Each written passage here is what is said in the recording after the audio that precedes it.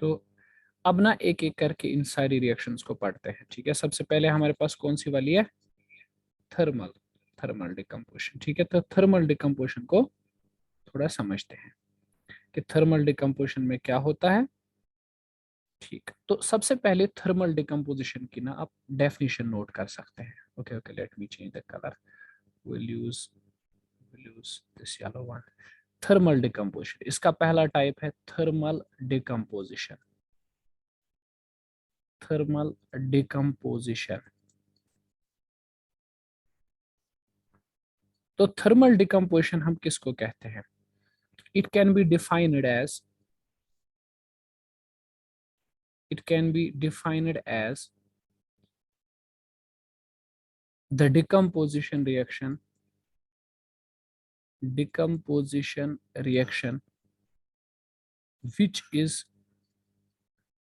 which is activated,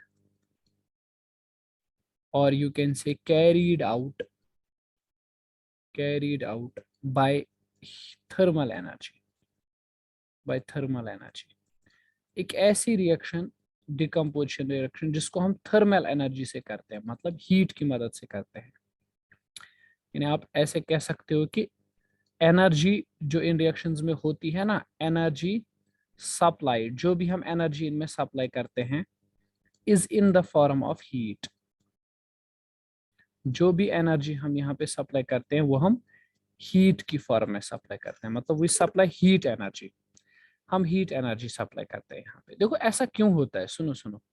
मान लो आपके पास कंपाउंड है A B, this is the reactor, तो इसमें ये बॉन्ड है दोनों के बीच में, this is the chemical bond जो दोनों के बीच में है, ए और बी के बीच में। तो अब हमें इस बॉन्ड को तोड़ना है, तो इस बॉन्ड को तोड़ने के लिए हम लोग हीट देते हैं, हीट देते हैं। जब ये बॉन्ड टूटेगा तभी तो ए और बी अलग अलग बनेगा। तो तोड़ने के लिए, बॉन्ड को तोड़ने के लिए हम लोग इसमें एनर्जी सप्लाई करते हैं, बॉन्ड को ब्रेक करने के लिए। सो याद रखना, the energy is required, the energy is required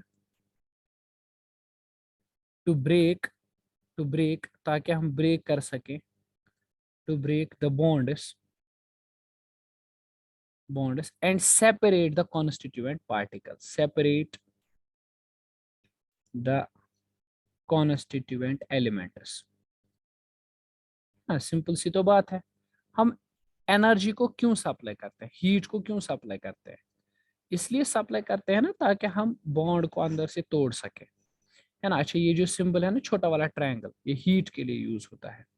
जैसे कि मैं बता दूं, मेरे पास है CaCO3, CaCO3 एक कंपाउंड है, it's called as calcium carbonate. तो कैल्शियम कार्बोनेट में मैंने हीट सप्लाई किया ऐसे, तो यहाँ पे बनेगा CaO, CaO means calcium oxide, calcium oxide, और साथ में बनेगा CO2, CO2 means carbon dioxide, carbon dioxide. तो हमने क्या किया, इस रिएक्शन को हमने हीट की मदद से किया। सो इसीलिए हम इस रिएक्शन को बोलेंगे, इसीलिए हम इस प्रोसेस को बोला करेंगे सिंपल में थर्मल डिकम्पोजिशन। ये जो है ना, ये यहाँ पे ये क्विक लाइम है, जिसके बारे में कल वाले क्लास में बात हो रही थी, क्विक लाइम, चूना जिसको बोलते हैं, ठीक है, व्हाइट कलर का क्विक लाइम, बहुत इंपॉर्टेंट कंपाउंड है, used to purify the water. इसको हम यूज करते हैं टू प्योरीफाई द वाटर, पानी को साफ करने के लिए यूज करते हैं। ये डिसइंफेक्टेंट है, डिसइंफेक्टेंट मतलब जब पानी के साथ मिलाया जाता है तो पानी को साफ साफ करता है ये, ठीक है। बहुत ज्यादा जगह पर वाटर प्योरिफिकेशन के लिए हम इसको यूज करते हैं। It's important basically, so much important, it holds its importance। So this is all about thermal decomposition, मतलब हम हीट सप्लाई करते हैं। दूसरी तरह की जो हमने पढ़ी थी अभी अभी decomposition, that is electrolytic, electrolytic decomposition. मतलब इलेक्ट्रोलिटिक डिकम्पोजिशन हम किसको कहेंगे, एक ऐसी डिकम्पोजिशन जिसमें हम यहाँ से, एक ऐसी रिएक्शन जिसमें हम इलेक्ट्रिसिटी सप्लाई करते हैं और फिर डिकम्पोजिशन होती है। मतलब हम ऐसे लिखेंगे, it can be defined as, it can be defined as the type of decomposition, in which activation energy, जिसमें क्या होता है, in which activation energy is provided in the form of heat, is provided in the form of current, in form of current. मगर ये नहीं याद रखना है, कुछ रिएक्शंस में हम ना मतलब कुछ कंपाउंड्स को ब्रेक करने के लिए, तोड़ने के लिए हम लोग उसमें करंट सप्लाई करते हैं। जैसे वाटर की एग्जांपल अभी दी थी, वाटर में जब करंट सप्लाई की जाती है ना तो ब्रेक हो जाता है, H2 अलग बन जाता है और O2 अलग बन जाता है। तो ये इलेक्ट्रोलिसिस है ना, इलेक्ट्रोलिसिस या इलेक्ट्रोलिटिक डिकम्पोजिशन कह सकते हो। यानी हम इसमें क्या करते हैं, ब्रेक डाउन करने के लिए करंट का इस्तेमाल करते हैं, करंट सप्लाई करते हैं इसमें ब्रेक करने के लिए कंपाउंड को। शाबाश, लिख लो। एक और एग्जांपल लेते हैं थर्मल ये ना इलेक्ट्रोलिसिस की। हमारे पास होता है NaCl, NaCl mean sodium chloride, sodium chloride होता है हमारे पास, एक्वस फॉर्मेट में है। इसमें हम करंट पास करते हैं, तो जैसे हम करंट पास करते हैं, एक्वस एक्वस मींस एक्वस मतलब पानी मिला हुआ है इसके साथ, तो ये बन जाता है sodium in aqueous form and Cl2 in gaseous form. तो ये भी एक इलेक्ट्रोलिसिस रिएक्शन है। मतलब हमने यहाँ पे क्या किया, कंपाउंड को ब्रेक करने के लिए इलेक्ट्रिसिटी का सहारा लिया, करंट का सहारा लिया हमने ब्रेक करने के लिए। तो ये हो गए दो तरह के डिकम्पोजिशन। अब तीसरे तरह का डिकम्पोजिशन भी है हमारे पास, which is called as photo decomposition.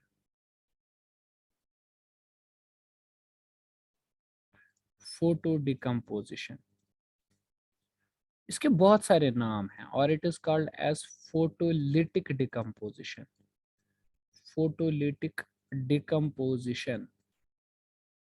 और इसका एक और नाम भी है, we call it as a photochemical decomposition, ऐसा भी है नाम, फोटोकेमिकल डिकम्पोजिशन।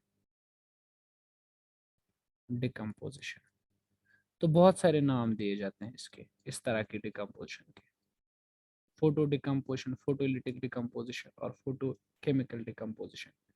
तो इसमें क्या करते क्या है हम बेसिकली इसमें ऐसे करते हैं, इनमें हम लोग क्या करते हैं, आप लिख सकते हो, it can be defined as, it can be defined as those decomposition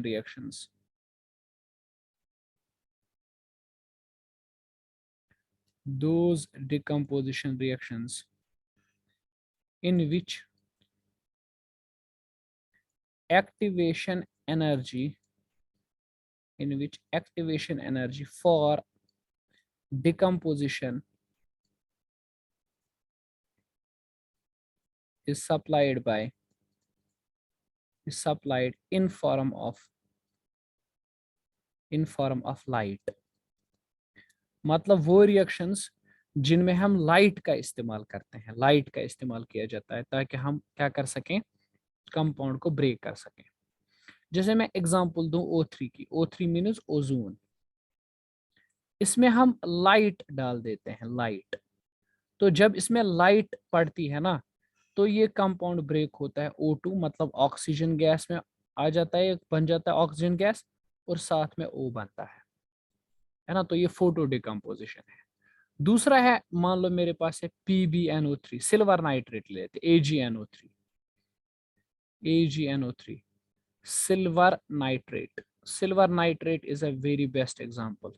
इसमें हम लोग लाइट डालते हैं, जब इसमें लाइट का इस्तेमाल किया जाता है तो व्हाट हैपन्स, यहाँ से बनता है सिल्वर अलग से और नाइट्रेट यानी NO3 अलग से, है ना। तो दिस इज सिल्वर, सिल्वर बना अलग से और नाइट्रेट बन जाता है अलग से। तो ये भी एक फोटो डिकम्पोजिशन है। दरअसल इसको कैसे करते हैं हम लोग ना, एक बड़ी सी बाउल लेके आते हैं, एक बीकर जैसा छोटा सा, इस तरह से बड़ी सी बाउल, और इसमें हम रख देते हैं इसी को, सिल्वर नाइट्रेट को हम रख देते हैं इसमें। This is the silver nitrate जो इसके अंदर रखा जाता है, AgNO3। Silver nitrate. और जैसे हमने इसमें सिल्वर नाइट्रेट रख दिया, ऊपर से लाइट डाली जाती है, दिस इज द लाइट जो ऊपर से पड़ती है। चलो ये लाइट ऊपर से पड़ गई। तो जब ये लाइट पड़ती है तो व्हाट हैपन्स, कुछ टाइम के बाद आप देखते हो कि ये कंपाउंड जो है ना वो ब्रेक हो चुका होता है, इसका कलर वलर जैसे चेंज वेंज हो जाता है, और क्या होता है कि अलग अलग बन जाते हैं दो डिफरेंट चीजें। एक होती है ऐसे करके कुछ अलग से छोटी सी चीज, और यहाँ पे बनती है कुछ अलग से ऐसे करके, है ना। मतलब ये जो है ये बनता है, ये जो है ये बनता है NO3, और ये सिल्वर बनता है। तो किसकी वजह से कंपाउंड ब्रेक हुआ? कंपाउंड बेसिकली लाइट की वजह से यहाँ ब्रेक हुआ। So we will say that ये जो रिएक्शन हो रही है, it is a photo decomposition. Photo मतलब with the help of light. हमने डिकम्पोज तो कर दिया, लेकिन with the help of light हमने डिकम्पोज किया चीजों को। यहाँ पे लाइट की मदद से हमने तोड़ दिया, डिकम्पोज कर दिया हमने लाइट की मदद से। ठीक है, ओके।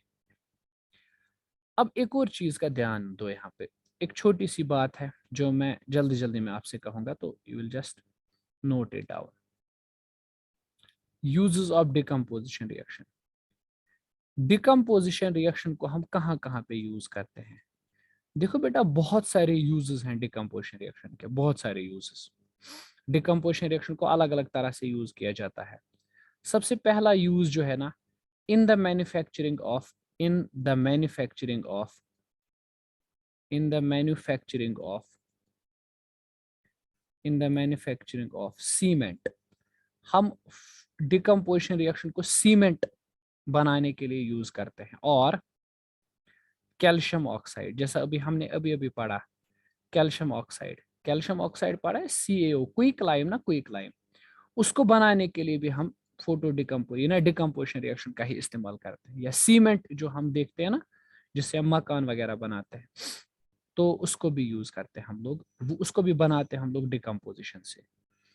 और इसका एक और काम है, the relief from acid indigestion. हम आगे पढ़ेंगे, आपको मैं पढ़ाऊंगा ये एसिड बेसिस में, कि जब एसिड की वजह से इंडाइजेशन होती है ना, जब एसिड की वजह से इंडाइजेशन होती है, तो उसके लिए भी हम इसी का यूज करते हैं, डिकम्पोजिशन रिएक्शन का यूज करते हैं, मतलब as a cure. Thermite welding, thermite welding भी आपने सुना होगा। थर्माइट वेल्डिंग मतलब जो वेल्डिंग वगैरह की जाती है चीजों में, वो भी एक डिकम्पोजिशन रिएक्शन ही है, पढ़ेंगे पढ़ेंगे आगे। फोर्थ इंपॉर्टेंट, जो डाइजेशन ऑफ फूड होता है ना, डाइजेशन ऑफ फूड, जो हमारा फूड ब्रेक डाउन, फूड बनता है, आपने पढ़ा होगा वो बायोलॉजी में, break down of food, food का ब्रेक डाउन हो जाना। बेटा डाइजेशन ऑफ फूड क्या है? That is also a decomposition reaction. वो भी एक डिकम्पोजिशन रिएक्शन ही है, digestion of food, that's also a decomposition reaction. So there are many ways, many uses of this decomposition reaction. People use it in different ways. बहुत सारे तरीके से लोग इसको यूज करते हैं। और एक इंपॉर्टेंट चीज है कि many elements, बहुत सारे metals जो होते हैं, metals are obtained by this process.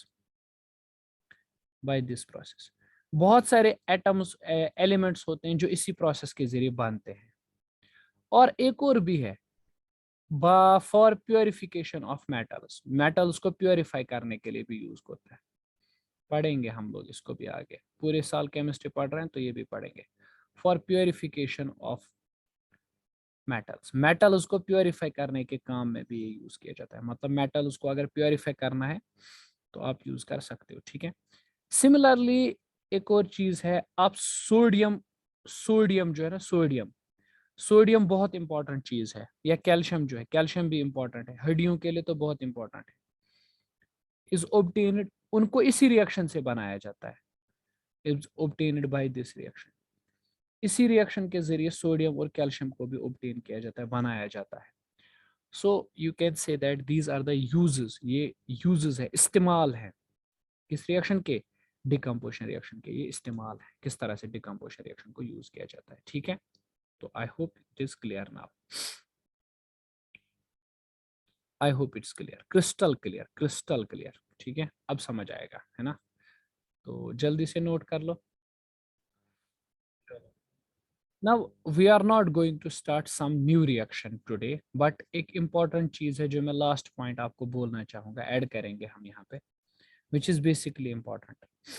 So हम लोग क्या करते हैं ना, बेसिकली अपने पास बहुत सारे मेटल्स हैं, आपको पता है कि there are so many metals and non metals. Basically there are, हम कह सकते हैं देयर आर ऑलमोस्ट ऑलमोस्ट अभी जो हमारे पास है 120 एलिमेंट्स हैं, 120 एलिमेंट्स हैं हमारे पास, ठीक है, प्रेजेंट जो अभी पता है हमें जो है.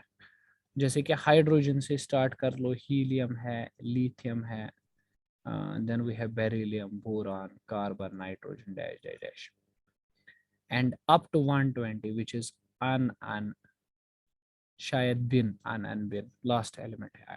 I don't remember fully but शायद यही है. यानी एटॉमिक नंबर 1 से लेके not un bin, it's I guess un bin nil, ऐसा ये लास्ट वाले एलिमेंट का नाम है 120 का, यही शायद है. टोटल में 120 है. And different elements have different reactivities. different elements have different reactivities. सब एलिमेंट्स की डिफरेंट रिएक्टिविटी है. मतलब कुछ एलिमेंट्स तो ऐसे हैं जो बहुत स्लो रिएक्टिव है, मतलब वो रिएक्टिविटी दिखाते ही नहीं है. रिएक्टिविटी मतलब वो दूसरों के साथ रिएक्शन दिखाते ही नहीं है. जैसे हमारे पास है सिल्वर है, सिल्वर है हमारे पास, गोल्ड है हमारे पास. सिल्वर को लिखते हैं AG से और गोल्ड को है AU सिंबल. ये बहुत स्लो रिएक्टिव एलिमेंट्स है, मतलब किसी के साथ रिएक्शन करना पसंद नहीं करते हैं, इनको बुरा लगता है. बहुत कम इंट्रोवर्ट किस्म के एलिमेंट्स हैं, दूसरों से नहीं मिलते जुलते हैं, रिएक्शन नहीं करते हैं. और दूसरे हैं जो हाईली रिएक्टिव हैं, जो बहुत ज्यादा रिएक्टिव हैं. मतलब कोई भी एलिमेंट मिले तो जल्दी रिएक्शन करते हैं. जैसे कि सोडियम के बारे में अभी हमने पढ़ा कि हवा में जो ऑक्सीजन प्रेजेंट होता है उसके साथ मिलता है. पोटेशियम को के से लिखते हैं. पोटेशियम भी एक अच्छा खासा रिएक्टिव एलिमेंट है. और कुछ एलिमेंट्स हैं जो मॉडरेट रिएक्टिव हैं. मॉडरेट रिएक्टिव मतलब ज्यादा रिएक्टिव भी नहीं है. जैसे कि जिंक हो गया हमारे पास, एल्युमिनियम हो गया, ठीक है, कॉपर हो गया, ये ज्यादा रिएक्टिव नहीं है, ये कम रिएक्टिव है. इनकी ज्यादा रिएक्टिविटी नहीं है, कम रिएक्टिविटी है इनकी, बहुत कम रिएक्टिविटी इनफैक्ट. तो साइंटिस्ट्स ने क्या किया ना, सारे एलिमेंट्स की रिएक्टिविटी देखी, मतलब देखा कौन कितनी जल्दी रिएक्शन करता है, किसके साथ करता है, कैसे रिएक्शन करता है. सारी चीजों को ना इन्होंने नोट किया और उसके बाद ना एक सीरीज तैयार की. एक सीरीज इन्होंने तैयार की. इस सीरीज में क्या है ना, बहुत सारे एलिमेंट्स रखे गए हैं. मतलब इस सीरीज के टॉप पर वो एलिमेंट्स रखे गए हैं जिनकी रिएक्टिविटी ज्यादा है, और सीरीज के बॉटम पर वो एलिमेंट्स रखे गए हैं जिनकी रिएक्टिविटी कम है. देखो क्या, आफ्टर, मैं ऐसे बता रहा हूं, after analysing the reactivity of all elements, जितने भी एलिमेंट्स थे सबकी रिएक्टिविटी उन्होंने एनालाइज की. Then a series was prepared, एक लिस्ट बनाया गया बेसिकली साइंटिस्ट्स के द्वारा, ठीक है, इन विच जिसमें क्या किया गया, एलिमेंट्स वायर अरेंज्ड, जिसमें एलिमेंट्स रखे गए, जिसमें बहुत सारे एलिमेंट्स रखे गए एज पर दियर रिएक्टिविटी, मतलब रिएक्टिविटी के हिसाब से एलिमेंट्स को रखा गया. जिसकी रिएक्टिविटी सबसे ज्यादा उसको टॉप पर रखा गया और जिसकी रिएक्टिविटी कम उसको नीचे नीचे रख दिया गया. ठीक है, ऐसी सीरीज को हम लोगों ने नाम दिया है रिएक्टिविटी सीरीज. ऐसी सीरीज को हम लोग नाम देते हैं रिएक्टिविटी सीरीज. और इसका एक और प्यारा सा नाम है activity series. It's called as activity series. अगर आपसे पूछे कोई ये रिएक्टिविटी सीरीज क्या होता है या एक्टिविटी सीरीज क्या होती है, तो आप उसको बता दोगे यार कुछ नहीं है, बस ऐसे एक लिस्ट है, लिस्ट है. वो पता है कौन सा वाला लिस्ट है, तो आप बता देना कि एलिमेंट्स का ना लिस्ट है, मतलब इस लिस्ट में सारे एलिमेंट्स रखे गए हैं. किसके हिसाब से, रिएक्टिविटी के हिसाब से. जिसकी रिएक्टिविटी ज्यादा उसको पहले रखा गया और जिसकी रिएक्टिविटी कम उसको बाद में रखा गया है, ऐसे करके. मतलब एलिमेंट्स की अलग अलग रिएक्टिविटी और रिएक्टिविटी के हिसाब से एलिमेंट्स को रखा गया है. तो ये सीरीज जो है ना, इसको एक्टिविटी सीरीज बोलते हैं। And you guys need to remember this series, you have to remember it basically at any cost. चलो मैं ये रिएक्टिविटी सीरीज बता देता हूँ क्या क्या है। देखो इस रिएक्टिविटी सीरीज में सबसे ऊपर जो है ना, दैट्स पोटेशियम, सबसे ऊपर है पोटेशियम इस रिएक्टिविटी सीरीज में। देन यू हैव सोडियम, उसके बाद सोडियम है। देन उसके बाद कैल्शियम है, then you have calcium. Then basically there is calcium के बाद जो है, देन देयर इज, एक मिनट, देन कैल्शियम के बाद देयर इज मैग्नीशियम, कैल्शियम के बाद देयर इज मैग्नीशियम, मैग्नीशियम के बाद there is aluminium, aluminium, aluminium के बाद देयर इज कार्बन, कार्बन के बाद जिंक, जिंक के बाद आयरन, आयरन के बाद टिन, टिन के बाद लेड, लेड के बाद हाइड्रोजन, हाइड्रोजन के बाद बेसिकली कॉपर, कॉपर के बाद बेसिकली सिल्वर, और सिल्वर के बाद basically gold.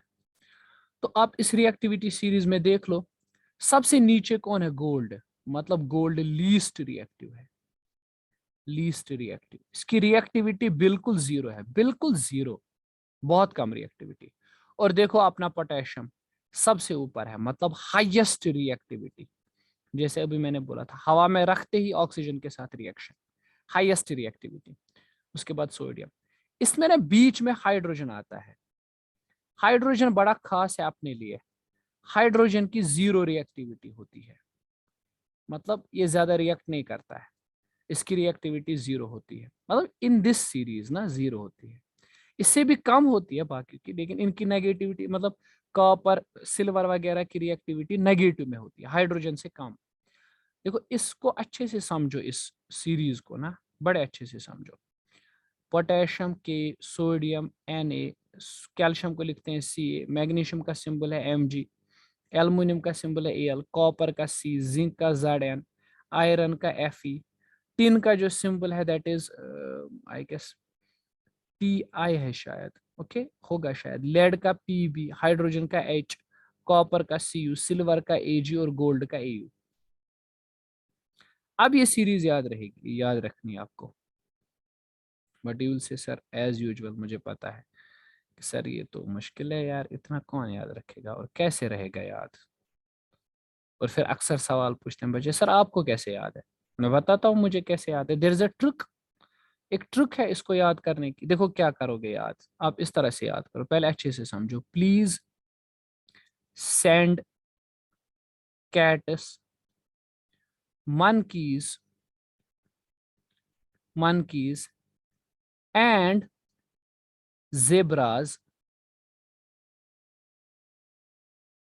please send monkeys, cats and careless zebras,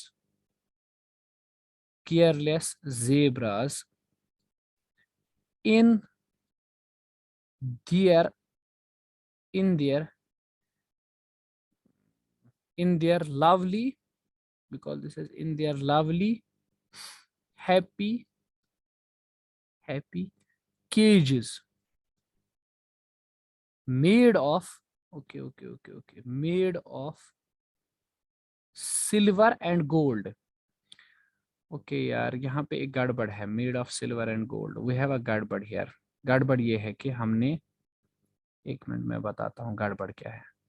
हम ना इनको इस साइड पे रख लेते हैं, यहाँ नहीं पहुंचेगी ये सीरीज, हम इसको इस साइड पे रख लेते हैं। हमने एक गड़बड़ कर दी। गड़बड़ ये है कि इसके बाद ना मरकुरी है बेसिकली, और मरकुरी मैंने लिखा ही नहीं। मरकुरी के बाद है सिल्वर, और सिल्वर के बाद है गोल्ड। थोड़ा सा गड़बड़ हो गया। मरकरी का सिंबल है Hg, सिल्वर का है Ag और गोल्ड का है Au। मैं बताता हूँ, तो सीरीज ऐसे है ना, ऐसे सेंड केजेस, उसके बाद है made of silver and gold, ना ऐसे करके याद रख लो। ये सेंटेंस याद रखो, please send cats monkeys and careless zebras in their lovely happy cages made of silver and gold. अरे याद कर लो, इसमें क्या है, ऐसे कर लो, ऐसे अपनी जगह पे याद। Please send cats, monkeys and careless zebras in their lovely happy cages made of silver and gold. तो सारी की सारी सीरीज आपको याद रह जाएगी. Please, P potassium, S sodium, Ca calcium, Mo मन की मतलब मैग्नीशियम, A and मतलब एल्युमिनियम, केयरलेस मतलब कार्बन, जेब्राज मतलब जिंक, इन मतलब आयरन, टी मतलब टिन, लवली मतलब लेड, हैप्पी मतलब हाइड्रोजन, केजेस मतलब कॉपर, मेड मतलब मैर्करी, सिल्वर मतलब सिल्वर, गोल्ड मतलब गोल्ड, है ना. इसमें भी आप ढूंढोगे सर इसमें क्या है, इसमें कुछ नहीं है. ठीक है, ये याद रखना है आपको, ये वाली सीरीज याद रखनी है. आई गेस अब मैंने ट्रिक भी बता दी तो अब तो याद रहेगा. अब तो कुछ खास टेंशन नहीं है. टेंशन वाली बात तब थी जब ट्रिक नहीं थे आपके पास. अब तो ट्रिक आ गई आपके पास, तो अब आप याद कर सकते हो इसको. Using this trick you can now याद. और एक और तरीका भी है जिससे आप याद कर सकते हो. एक और ट्रिक भी है. This is trick number 1. If you don't like it, you can just remember trick number 2 also. There is a trick, other trick also, जिससे आप याद कर सकते हो. तो it's like this way. Please stop calling me a careless, you can remember it like this way, careless zebra. Instead, try learning how copper saves gold. आप इसे इस तरह से इस वाली ट्रिक से भी याद कर लो तो आपको सारी चीजें मिल जाएंगी इसमें. देखो ना, मिल जाएंगी क्या नहीं. प्लीज का मतलब पोटेशियम, स्टॉप का मतलब सोडियम, कॉलिंग का मतलब कैल्शियम, मी का मतलब क्या है, मैग्नीशियम, ए का मतलब एल्युमिनियम, केयरलेस का मतलब कार्बन, है ना, कार्बन, जेब्रा का मतलब जिंक, इंस्टेड का मतलब आयरन, एफ ई लिखते हैं आयरन के बदले सिंबल, ट्राई मतलब टिन, लर्निंग मतलब लेड, पीबी, हाउ मतलब हाइड्रोजन, कॉपर को कॉपर तो कॉपर, सेव मतलब सिल्वर, एजी, और गोल्ड मतलब एयू. लेकिन इसमें मरकरी आया ही नहीं. मरकरी नहीं आएगा इसमें. मरकरी आपको खुद से याद रखना है कि मरकरी कहाँ पे आएगा, सिल्वर और गोल्ड से पहले यहाँ पे. सो इसीलिए मैं आपको सलाह दूंगा कि छोड़ो ये ट्रिक नंबर 2. ट्रिक नंबर 1 अच्छी है, उसी को याद कर लो. ट्रिक नंबर 1 को याद कर लो. और इसमें ऐसे होता है, देखो कैसे, ये हाईएस्ट रिएक्टिविटी से लोअर रिएक्टिविटी की तरफ जाता है. मतलब यहाँ पर सबसे हाईएस्ट रिएक्टिव एलिमेंट है, हाईएस्ट ऊपर सबसे हाईएस्ट, और नीचे देखो सबसे लोएस्ट रिएक्टिव एलिमेंट. तो सबसे कम एलिमेंट कौन से रिएक्टिव कौन सा है, गोल्ड. मतलब if you have gold in your hand, golden ring लगाई है किसी ने, या किसी ने गोल्डन नेकलेस लगाया है, तो कोई मसला नहीं. यू कैन जस्ट पानी के साथ आप उसको रख सकते हो. ठीक है, टेंशन नहीं है. मतलब अगर आपने गोल्डन रिंग पहनी है हाथ में और आप पानी के साथ काम कर रहे हो, ठीक है, तो कोई टेंशन नहीं है, क्योंकि उसका तो कुछ होने वाला है नहीं, वो पानी के साथ नहीं रिएक्ट करेगी, है ना.